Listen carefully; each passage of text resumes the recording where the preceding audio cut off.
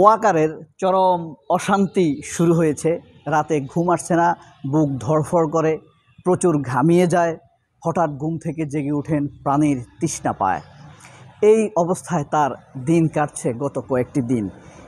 এটি কেন কেন তার এত অস্থিরতা, পিপাসা পাওয়া, ঘুম না আসা, বুক ধড়ফড় করা, হঠাৎ করে ঘুম থেকে জেগে যাওয়া, পানির প্রচুর পিপাসা পাওয়া?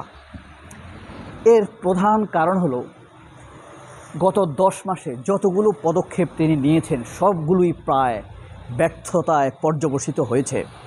যদিও অন্য কোনো সভ্য ভব্য গণতান্ত্রিক দেশে যদি কোনো সিপাহী অথবা সিপাহী প্রধান এই ধরনের কাজ করতেন তাহলে অবশ্যই তাকে শাস্তির মুখোমুখি হতে হতো।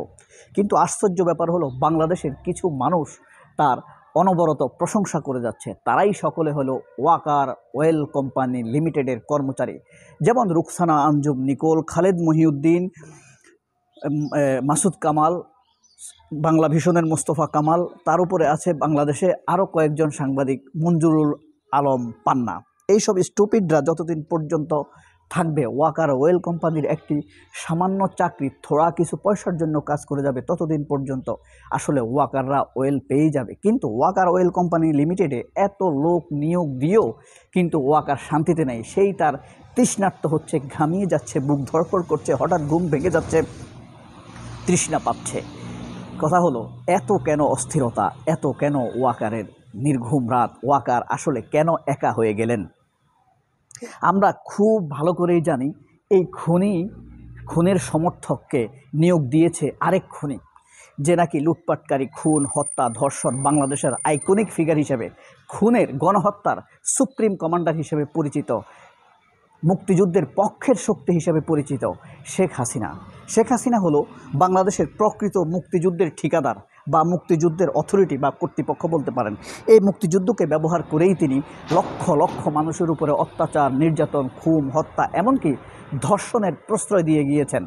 যেমন সালমান এফ রহমানের কামলা খালেদ মহিউদ্দিন, তার মামাতো ভাই 100 সেঞ্চুরি করা মানিক, তিনি এখনও এই ধর্ষণের অপরাধকে ঢেকে রাখার চেষ্টা করছেন। ফাঁসি, হত্যা, নির্যাতন এসব করেছেন নারীদের উপরে, শত শত নারীদের উপরে। 100 নারী তো অভিযোগ করেছে, আসলে সে সেঞ্চুরি ওভার করেছে আরও আগেই, দ্বিতীয় বর্ষে থাকতেই। আর এদের সহযোগী ছিল খালেদ মহিউদ্দিন তখন সমকালীন সময়ে। সেই সব যিনি প্রশ্রয় দিয়েছেন, এরাই হলো মুক্তিযুদ্ধের ঠিকাদার, মুক্তিযুদ্ধের কন্ট্রাক্টর, 100 সেঞ্চুরি করা লোক। আবার আরেক মুক্তিযুদ্ধের সমর্থকরা, মুক্তিযুদ্ধপন্থী লোকেরা, খালেদ মহিউদ্দিনরা একইভাবে এই খুন, ধর্ষণ, অপরাধকে তারা ঢেকে রাখতে চায়। তারা সবসময় উৎপাত, উৎপীড়ন, মানসিক যন্ত্রণায় ভোগে। আজকে এনসিপির বিরুদ্ধে তো কিছু বলা হলো না, এনসিপির বিরুদ্ধে কিছু লেখা হলো না। অনেক সময় ঘুম থেকে হঠাৎ করে খালেদ মহিউদ্দিনরা জেগে উঠে, আজকে তো জামায়াতের বিরুদ্ধে কিছু বলা হলো না, বিএনপির বিরুদ্ধে কোনো ক্লিক লাগানো গেল না, কোনো ভেজাল লাগাইতে পারলাম না। এরা সেই ধান্দায় থাকে। যাই হোক, আমরা আসছিলাম আসলে ওয়াকারের পজিশনে। ওয়াকার একা হয়ে গিয়েছেন, ওয়াকার অস্থির আছেন, ওয়াকার ধড়ফড় করছেন। ব্যাপার হলো এই যে ওয়াকার এতগুলো লোক নিয়োগ দিয়েছেন, আবার আমরা একটু তালিকাটা দেখি ওয়াকার কি কি নিয়োগ দিয়েছেন। ওয়াকার বাংলা ভিশনকে নিয়োগ দিয়েছেন তার পক্ষে বলার জন্য, ডক্টর ইউনূসের এবং ছাত্রদের জামায়াতের বিরুদ্ধে বলার জন্য। ওয়াকার কালের কণ্ঠকে একদম বলতে গেলে কিনে নিয়েছেন, যেন তার পক্ষে লেখে এবং ছাত্রদের ইমেজকে নষ্ট করে, ডক্টর ইউনূসকে ইমেজকে নষ্ট করে। ওয়াকার মঞ্জুর আলম পান্না, মাসুদ কামাল, রুকসানা আঞ্জুম নিকোল, খালেদ মহিউদ্দিন, এদের সাথে সুসম্পর্ক গড়ে তুলেছেন কিছুমাত্র যাকে যা দেওয়া যায় সেই হিসাবে। যেমন খালেদ মহিউদ্দিনের সাথে হয়তো কন্ট্যাক্ট করেছেন, আমরা যদি ক্ষমতায় আসি আপনাকে প্রেস সেক্রেটারি করব, অথবা আমি যদি পাওয়ার নেই আপনাকে তথ্যমন্ত্রী করব। এই ধরনের তার কমিটমেন্ট তাদের প্রতি রয়েছে। আর খালেদ মহিউদ্দিনের একটি অসুখ আছে, সেটি হলো ইসলামের বিরুদ্ধে না বললে, আওয়ামী লীগের পক্ষে, আওয়ামী লীগের কোনো দোষ ঢাকতে না পারলে এবং এনসিপির বিরুদ্ধে বলতে না পারলে তার ঘুম আসে না। কারণ তার যে আমেরিকার জীবন সে শুরুই করেছিল ডক্টর ইউনূসের বিরুদ্ধে করে। আপনাদের মনে আছে সে একসময় বলেছিল যে নোবেল পুরস্কার এমন এক কিছু না, আপনি পয়সা দিয়ে নোবেল পুরস্কার কিনতে পারেন, আপনি 1 টাকা, 5 টাকা, 100, 150, 500, 1 কোটি, 2 কোটি টাকা দিয়ে একটা নোবেল কিনতে পারেন। ডক্টর ইউনূস নোবেল পাইছে তো কী হয়েছে, তার হয়তো হাতে তো ম্যাজিক নেই। খালেদ মহিউদ্দিন এই সালমান এফ রহমানের কামলা, সালমান এফ রহমানের সার্টিফাইড স্টুপিড, এই টাউট, তুই কি জানিস, আপনি কি জানেন আপনি, তুই একই, সব কিছুর ইংরেজি ইউ। এটার জন্য অসম্মান ভাবার কিছু নেই, আমি তাকে অসম্মান করে বলছি না। এই খালেদ মহিউদ্দিন, ইউ, তুমি কি জানো যে তুমি একটা certified stupid? Salman F Rahman তোমাকে সার্টিফাইড স্টুপিড বলেছে। You are stupid. বাট সেদিন তুমি খুব হাসি খুশি আবার একটু তীক্ষ্ণ ছোট করে প্রতিবাদও করেছিলে, কিন্তু তোমার সেই প্রতিবাদ দেখে মানুষ হেসেছিল। তুমিও স্টুপিড। তোমার সেই অবৈধ নিয়োগদাতা, তোমার নিয়োগদাতা সালমান এফ রহমান, তোমার নিয়োগদাতা যেমন একজন অবৈধ উপার্জনকারী, ব্যাংক লুটকারী, ঠিক ওয়াকারুজ্জামানের নিয়োগকারীও একজন অবৈধ উপার্জনকারী, ব্যাংক লুটপাটকারী। একই নিয়োগদাতা, একই ধরনের নিয়োগদাতা, একই টাইপের নিয়োগদাতা। তো ওয়াকার এখন একা। দেখেন, বিএনপির ভিতরে ওয়াকার কিছু বেইমান তৈরি করেছিল। ডক্টর ইউনূসের সাথে তারেক রহমানের সাক্ষাৎ হওয়ার কারণে তারা কিছু ম্রিয়মান হয়ে গিয়েছে, লজ্জাবতী গাছের মতো।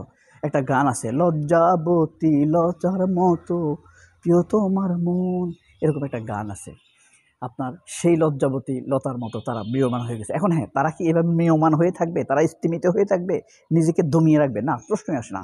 তারাও পাল্টা আক্রমণ দিবে, পাল্টা আঘাত করবে। ইতিমধ্যে শুরু করেছে। তারা কারা?